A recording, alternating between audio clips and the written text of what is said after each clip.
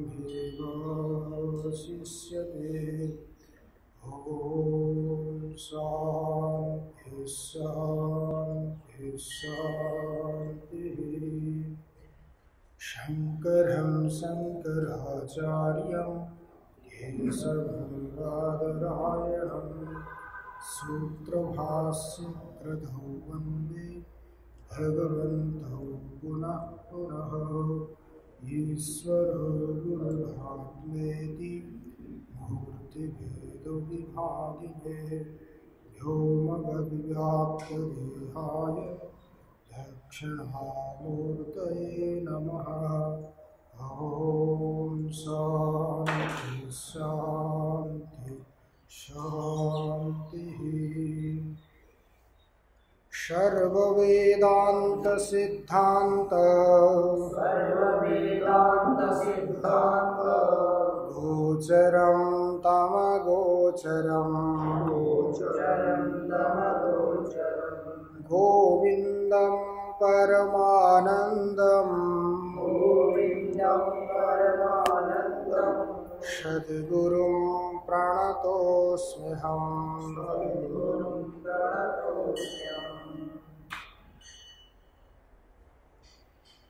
429 श्लोक। यस्य स्थिता भवेत् प्रज्ञा यस्यानन्दो निरन्तरः प्रपञ्चो विस्मृतप्रायः स जीवन्मुक्त इष्यते। यस्य स्थिता भवेत् प्रज्ञा यस्यानन्दो निरन्तरः प्रपञ्चो विस्मृतप्रायः स जीवन्मुक्त इष्यते। यस्य स्थिता भवेत् प्रज्ञा यस्यानन्दो निरन्तरः प्रपञ्चो विस्मृतप्रायः स जीवन्मुक्त इष्यते। लीनधीरपि जागर्ति यो जाग्रद्धर्मवर्जितः बोधो निर्वासनो यस्य स जीवन्मुक्त इष्यते। लीनधीरपि जागर्ति यो जाग्रद्धर्मवर्जितः बोधो निर्वासनो यस्य स जीवन्मुक्त इष्यते। लीनधीरपि जागर्ति यो जाग्रद्धर्मवर्जितः बोधो निर्वासनो यस्य स जीवन्मुक्त इष्यते। शांत संसार कलनः कलावानपि निष्कलः यः सच्चित्तोऽपि निश्चित्तः स जीवन्मुक्त इष्यते। शांत संसार कलनः कलावानपि निष्कलः यः सच्चित्तोऽपि निश्चित्तः स जीवन्मुक्त मुक्तयिष्यते सजीवन्मुक्तयिष्यते शान्तसंसारकलनः शान्तसंसारकलनः कलावानपि निष्कलः कलावानपि निष्कलः यः सच्चित्तोऽपि निश्चित्तः यः सच्चित्तोऽपि निश्चित्तः सजीवन्मुक्तयिष्यते। सजीवन्मुक्तयिष्यते। भगवान भाष्यकार जीवन मुक्त के लक्षण का प्रतिपादन कर रहे हैं। जीवन मुक्त अथवा स्थित प्रज्ञ उसके क्या लक्षण होते हैं, वो इस संसार में रहते हुए किस प्रकार का व्यवहार करता है। जिस प्रकार भगवान ने गीता में कहा है, प्रजहाति यदा कामान सर्वान् पार्थ मनोगतान आत्मन्येवात्मना तुष्ट स्थित प्रज्ञ तदुच्यते। पुष्को स्थित प्रज्ञ का सर्वान् मनोगतान कामान प्रजहाति, सारे जितने भी मन में विद्यमान काम हैं, इच्छाएं हैं, अर्थात वृत्ति हैं, संपूर्ण वृत्तियों को जिसने त्याग कर दिया और सारी वृत्तियों के त्याग करने के बाद वो क्या करेगा, जैसे पहले भी बात आई थी, साधकों को मुमुक्षु को क्या करना चाहिए, बाह्य विषयों से वृत्ति को हटा करके प्रत्येक आत्मा में लगाना चाहिए। तो वो स्थित प्रज्ञ भी क्या करता है, बाहरी सारी वृत्तियों से अपने मन को, मन की कामनाओं को, इच्छाओं को हटा करके आत्मन्येवात्मना तुष्ट,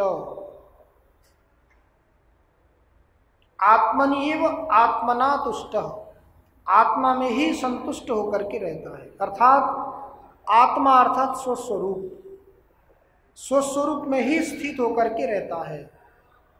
बाहरी किसी भी विषय की वो अपेक्षा नहीं करता। जो व्यक्ति, ऐसा व्यक्ति ही क्या है, स्थित प्रज्ञ है, जीवन मुक्त है।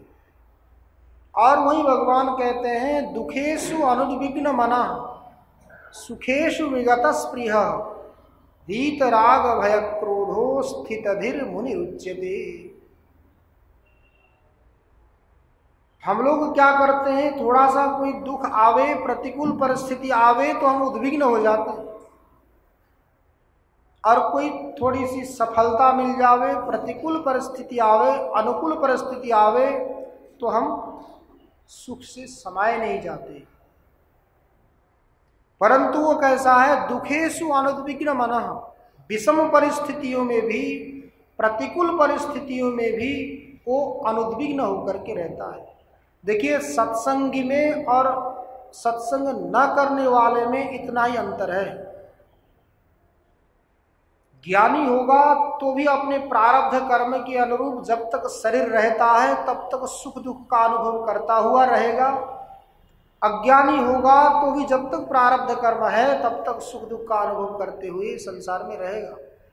देखने में कोई अंतर नहीं आता। परंतु जो सत्संगी व्यक्ति होगा, मुमुक्षु होगा, साधक होगा, अपने प्रारब्ध कर्म के अनुरूप विषम परिस्थितियां आने पर भी वो समचित्त होकर के रहता है, उद्विग्न नहीं होता। उसको मालूम है कि प्रारब्ध कर्म के अनुरूप मुझे ये कर्म मिले हैं, कर्म के फल मिले हुए हैं, सुख दुख मुझे भोगना है। या तो मैं हंस हंस के भोगूं या तो मैं रो रो के भोगूं, भोगना मुझे है। उसको निश्चित, तो ये निश्चित होने के बाद क्या करता है, प्रसन्नता से वो भोगता है, सोचता भी है कि मेरे पाप कर्म नष्ट हो। क्योंकि नियम है, सुखे सति पुण्यम क्षीयते, दुखे सति पापम क्षीयते। जब हमें सुख मिलता है, अनुकूल परिस्थितियां मिलती है तो उस समय हम लोग खुश होते हैं, परंतु उस समय में हमें दुखी होना चाहिए। जब सुख मिलता है, जब अनुकूल परिस्थितियां आती हैं, उस समय हमें क्या होना चाहिए, दुखी होना चाहिए। दुखी होना चाहिए क्यों? क्योंकि हमारा पुण्य क्षय हो रहा है। जो एकत्र किया गया पुण्य सुख के भोग करते ही नष्ट हो रहा है, अनुकूल परिस्थिति के आते ही नष्ट हो रहा है। इसलिए उस समय में हमें प्रयास क्या करना चाहिए कि हम दुखी हों कि हमारा पुण्य नष्ट हो रहा है, परंतु हम लोग होते उल्टे हैं। जब सुख मिलता है, अनुकूल परिस्थितियां आती है, तब तो खुश होते हैं। वो पुण्य नष्ट हो रहा है उसकी ओर हम नहीं देखते। और जब दुख आता है, प्रतिकूल परिस्थितियां आती हैं, तब हम लोग रोते हैं, चिंतित होते हैं। परंतु उस समय में क्या करना चाहिए? दुखे सती पापम क्षीयते। दुख प्राप्त हुआ तो पाप नष्ट हो रहा है, हमारे जन्म जन्मांतर के किए गए जो कुकर्म हैं वो नष्ट हो रहे हैं। ये सोच करके उस समय में हमें क्या होना चाहिए? प्रसन्नता होनी चाहिए, परंतु होती नहीं है। हम लोगों को वो प्रारब्ध कर्म नष्ट हो रहे हैं ये ज्ञान नहीं होता। परंतु जो स्थित प्रज्ञ है वो क्या करता है? दुखेषु अनुद्विग्न मनः। प्रतिकूल परिस्थितियां भी आती है, दुख भी आता है, उस समय में भी अनुद्विग्न होकर के रहता है। और सुखेषु विगत स्पृहः। सुख भी मिल जाए तो भी उसको कोई अधिक प्रसन्नता नहीं होती। वीत राग भय क्रोध। राग भी नहीं। देखिए, जब राग होता है, रागो लिंगम अबोधस्य। राग किसका चिन्ह है? अबोध। अबोध मतलब जिसको ज्ञान नहीं हुआ है, अज्ञानी है, कोई व्यक्ति रागी है। अब ये स्थित प्रज्ञ कैसा है? वीत राग, वीत भय, वीत क्रोध। राग से भी रहित हो गया, उसको कोई राग भी नहीं है। राग मतलब समझ लीजिए एक प्रकार का अभिनिवेश, आग्रह, मुझे यही होना चाहिए, यही मिलना चाहिए। भूख लगी है तो भूख की निवृत्ति करने के लिए भोजन मिले ये तो ठीक है, परंतु हमें अमुक ही भोजन चाहिए, इस अमुक भोजन में हम राग करेंगे तो हमें कष्ट। केवल भूख की निवृत्ति के लिए किसी भोजन की अपेक्षा करते हैं तो कोई भी मिल जाएगा, भूखा की निवृत्ति हो जाएगी। ऐसा कोई आग्रह भी नहीं है। वीत राग वीत भय, अर्थात दैवी गुणों से वो संपन्न है। भगवान ने कहा ना, अभयम सत्य संशुद्धिर ज्ञान योग व्यवस्थिति दानम दमश्च यज्ञश्च स्वाध्यायस्तप आर्जवम। ये सारे दैवी गुणों से वो क्या है? संपन्न है। इसलिए वीत भय। भय कहाँ होता है? जहां दो तीनों अर्थात एक से अधिक होते हैं, द्वैतता की जहां प्रतीति होती है वहीं जाकर के भय होता है। द्वितीयाद वही भयम भवती। अब जिसको दो का ज्ञान ही नहीं है, अर्थात दो के भेद को जिसने नष्ट कर दिया, अद्वैतता में जाकर के जो परिनिष्ठित हो गया, सतचित आनंद स्वरूप परमात्मा के साथ जिसकी एकाकार वृत्ति बन गई है, परमात्मा और प्रत्येक आत्मा में ऐक्यता का जिसने अनुभव किया, ऐसे व्यक्ति को कहीं भी जाकर के भय नहीं होता। अभय। राग भी नहीं है, भय भी नहीं है, तो क्रोध कहां से आएगा? क्रोध कब आता है व्यक्ति को? समझ लीजिए, अपने अनुकूल परिस्थितियां नहीं बनती, जो कामना करता है, इच्छित वस्तु की प्राप्ति नहीं होती, तो वही कामना ही क्रोध में परिवर्तित हो जाती। क्रोधात् भवति सम्मोह, सम्मोहात् स्मृति विभ्रम, स्मृति भ्रंशात् बुद्धिनाशो, बुद्धिनाशात् प्रणश्यति। जब व्यक्ति अज्ञान में होता है, मुझे ऐसी वस्तु की अभिलाषा है, अमुक वस्तु मुझे चाहिए, यदि नहीं मिलता अथवा उसकी इच्छा पूरी नहीं होती, तब व्यक्ति क्या होता है? क्रोधित होता है। और उसको किसी वस्तु को प्राप्त करने की अभिलाषा ही नहीं है। आत्मकृदः, आत्मरति क्रियावान, वो तो अपने में ही तृप्त, आप तकाम। जिस चीज को, जिस वस्तु को प्राप्त करना चाहिए, उस वस्तु को उसने प्राप्त कर लिया, कोई भी प्राप्तव्य अवशिष्ट है ही नहीं, तो अंतःकरण में वृत्ति नहीं, कामना नहीं, कामना ही नहीं, तो फिर क्रोध कहां से आएगा? क्रोध भी नहीं आ सकता। इसलिए वो कैसा है? वीत राग भय क्रोध। राग से भी रहित है, भय से भी रहित है, और क्रोध से भी जो रहित है, ऐसा होकर के जो स्थित रहता है, स्थित अधि मुनिरुच्यते, उसको मुनि कहते हैं। जो मननशील है, केवल अपने स्वरूप के बारे में ही मनन करता रहता है, अन्य किसी बाहरी पदार्थों में जिसकी वृत्ति कभी भी जाती ही नहीं है। अर्थात वही भगवान ने कहा है, समझ लीजिए, यदा संहरते चायम कुरुवंगा निव सर्वशः इंद्रियाणि इंद्रियार्थेभ्य तस्य प्रज्ञा प्रतिष्ठिता। ये स्थित प्रज्ञ है। यदा संहरते चायम कुरुवंगा निव सर्वशः, कुरुम अर्थात कछुआ, वो कोई व्यक्ति उसके ऊपर आक्रमण करता है, तो कोई पकड़ लेता है, तो वो क्या कर लेता है, अपने सारे अंग प्रत्यंग को समेट लेता है, सुरक्षित कर देता है। अर्थात बाहरी विषयों में लगे हुए जो अंग प्रत्यंग है उनको समेट लेता है, जिस प्रकार अपने आप में सुरक्षित रहता है। उसी प्रकार स्थित प्रज्ञ भी क्या करता है, इंद्रियाणि इंद्रियार्थेभ्य, इंद्रियार्थेभ्य इंद्रियाणि, इंद्रियों के सारे जितने भी अर्थ हैं, विषय है, रूप रस गंध स्पर्श शब्द, इनकी ओर इंद्रियां जाती है। इंद्रियों का स्वभाव विषय की ओर जाना, परंतु स्थित प्रज्ञ क्या करता है, विषय की ओर जा रही इंद्रियों को खींच लेता है।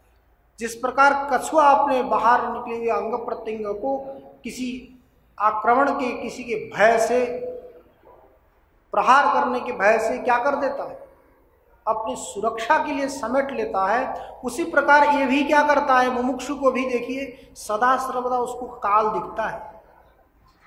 कब मृत्यु आए तो उसको कोई पता नहीं। अब ऐसे है तो सबको, जब हमारा श्वास निकल कर के गया, समझ लीजिए प्राण, वो आएगा या नहीं आएगा कोई भरोसा नहीं है। एक क्षण में क्या होगा कोई भरोसा नहीं होता।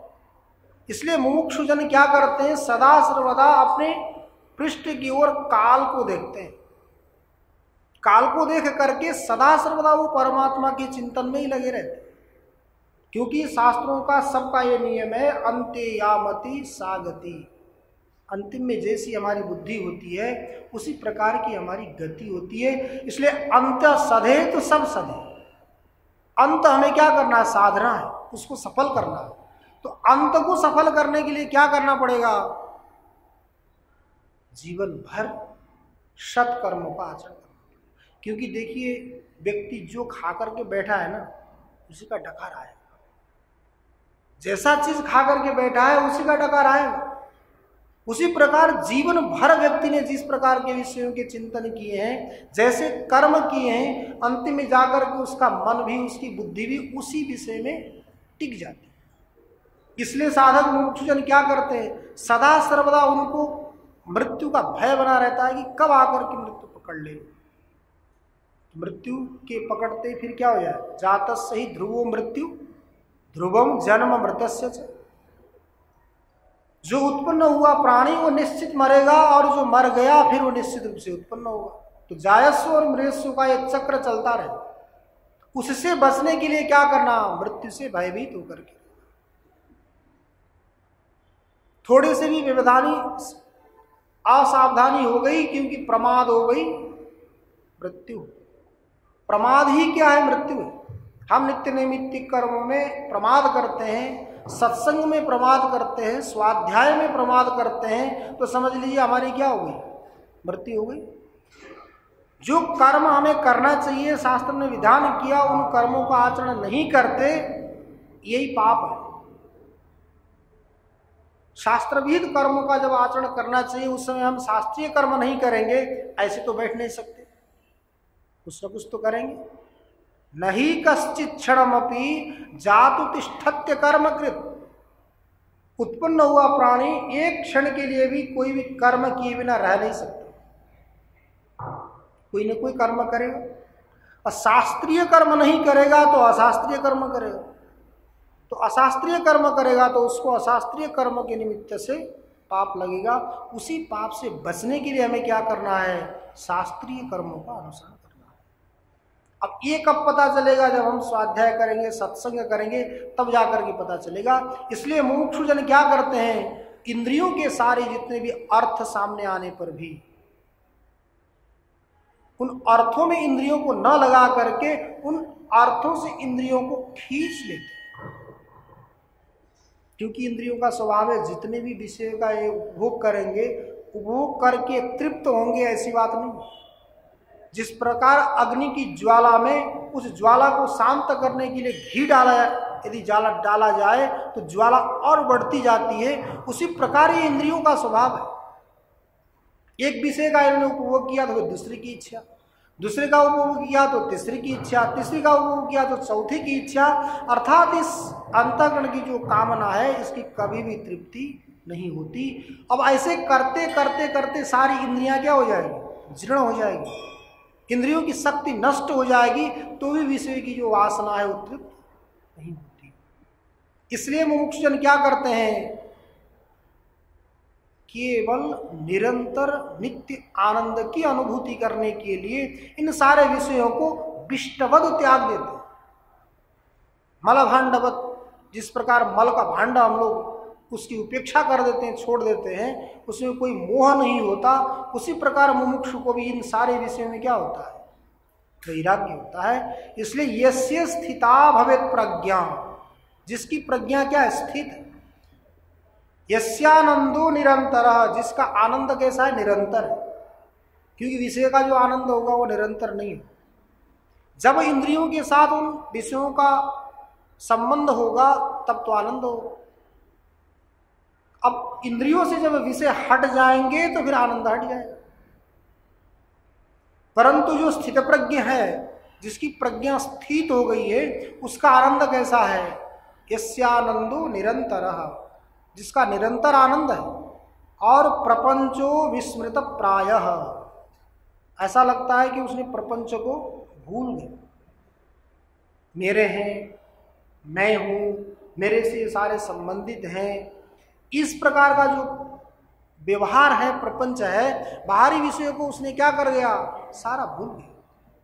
क्योंकि जब तक बाहरी विषयों को पूरा भूला नहीं जाता तब तक प्रत्येक आत्मा में वृत्ति कैसी बनेगी? अब प्रत्येक आत्मा में वृत्ति बनते ही बाहरी विषय भूल जाएंगे, और बाहरी विषयों में वृत्ति लगते ही प्रत्येक आत्मा से हम विमुख हो जाएंगे। इसलिए वो क्या करता है? प्रपंचो विस्मृत प्रायः, ऐसा लगता है सारे प्रपंच को उसने विस्मृत कर दिया। ऐसा होते हुए भी जो जीवन है, जीवित है, सजीवन मुक्त इष्यते, उसको जीवन मुक्त कहा जाता है। जीवित तो है हमारी दृष्टि में, हम जैसे खाते हैं, पीते हैं, व्यवहार करते हैं, वैसा वो भी करता है, परंतु उसको ये व्यवहार कोई असर नहीं करते। लीनधीरपि जागर्ति यो जागृत धर्म वर्जितः बोधो निर्वासनो यस्य सजीवन मुक्त इष्यते। लीनधि, जिसकी धी अर्थात बुद्धि, अर्थात अंतःकरण की वृत्तियां सब लीन होगी। जिस प्रकार समझ लीजिए सुसुप्ति में जाकर के हमारी सारी वृत्तियां अज्ञान में लीन हो जाती हैं, उसी प्रकार उस स्थित प्रज्ञ की सारी वृत्तियां जाकर के आत्मा में, परमात्मा में, स्वस्वरूप में जाकर के लीन हो जाती है। उसको तो अज्ञान भी नहीं है, अज्ञान भी नष्ट कर दिया, क्योंकि बोध की प्राप्ति हो गई ना। ज्ञानाग्नि सर्वकर्माणि भस्मसात् कुरुते, ज्ञान रूपी अग्नि सारे को क्या कर देती है? कर्मों को नष्ट कर देती है। तो कर्म के लिए निमित्तभूत है अज्ञान, क्योंकि संपूर्ण जगत क्या है? अज्ञान मूलक है। अज्ञान के निमित्त से संसार हुआ, तो ज्ञान के आते ही सारा अज्ञान क्या हो जाता है? अपने आप नष्ट हो जाता है, लीन हो जाता है। केवल ब्रह्म में चिन्ह मात्र में उसकी वृत्ति रहती है। इसलिए लीन धीरपि, वृत्ति तो उसकी लीन है, लीन होते हुए भी जागृति, जगा हुआ है। जगा हुआ मतलब भगवान भाष्यकार अर्थ करते हैं इंद्रिय अर्थोपलब्धि जागरणम। एक इंद्रियों के द्वारा जब अर्थ की उपलब्धि होती है, पदार्थों की उपलब्धि होती है, वो जगा हुआ है। अब वो अर्थ की उपलब्धि तो हो रही है, उस अर्थ का ज्ञान भी करता है। कैसे करता है? जागृति को वा सदसद विवेकी, वृत्ति तो लीन है परंतु सत और असत का वो विवेकी है। सत को सत समझता है, प्रपंच को असत समझ करके उससे वैराग्य प्राप्त होता है। और सच्चिदानंद स्वरूप परमात्मा को वास्तविक समझ करके उसी में अपनी वृत्ति को लगाता है। जागृति, जागृत होते हुए भी आप जैसे देखिए जागृत धर्म विवर्जित, पहले तो कह दिया लीन वृत्ति, लीन ही सारी उसकी जो वृत्ति है लीन है, अर्थात नष्ट है उसकी अविद्या, अविद्या की जो वृत्ति नष्ट हो गई होते हुए वो जागृति जगा हुआ है। जगा हुआ मतलब सत और असत का विवेकी है, सत और असत का विवेकी होते हुए भी जागृत धर्म विवर्जित वर्जित। जागृत धर्म क्या है समझ लीजिए, राग और द्वेष ये जागृत के धर्म है। अनुकूल पदार्थ मिला, अपने काम का कोई आया तो उसमें राग, अपने काम का नहीं है तो उसमें द्वेष, ये जागृत धर्म है। परंतु वो जागृत धर्म से भी क्या है, वर्जित रहित है, अर्थात उसको न राग है न द्वेष है। राग द्वेष अभियुक्त स्तु विषयान इंद्रियश्चर, इंद्रियां जाकर के विषय में चरने पर भी, भोग करने पर भी उसको राग और द्वेष नहीं होता, केवल अपने प्रारब्ध के अनुरूप ये मिल रहे हैं बोल करके वो उपभोग उनका करता है। ऐसा बोधो निर्वासनो यस्य, उसका बोध कैसा है, निर्वासन, वासनाओं से रहित, अर्थात कोई भी मलिन वासना अंतःकरण में नहीं, बोध रूप में प्रतिष्ठित है। ऐसा जो व्यक्ति उसको जीवन मुक्त सहिष्यते, उसको जीवन मुक्त कहा जाता है। ऐसा जीवन मुक्त इस संसार में रह करके व्यवहार करते हुए भी हम लोगों में जैसे राग और द्वेष होता है उस प्रकार का राग द्वेष उसको कभी भी नहीं होता, क्योंकि सदा सर्वदा वो नित्य आनंद में ही प्रतिष्ठित है। इसलिए सारे मुमुक्षुओं को, साधकों को क्या प्रयास करना चाहिए कि हम लोग भी नित्य आनंद में प्रतिष्ठित हों और बाहरी विषयों में हमारी वृत्ति कम से कम जाए, केवल व्यवहार के लिए चले तो भी हमारा कल्याण संभव है।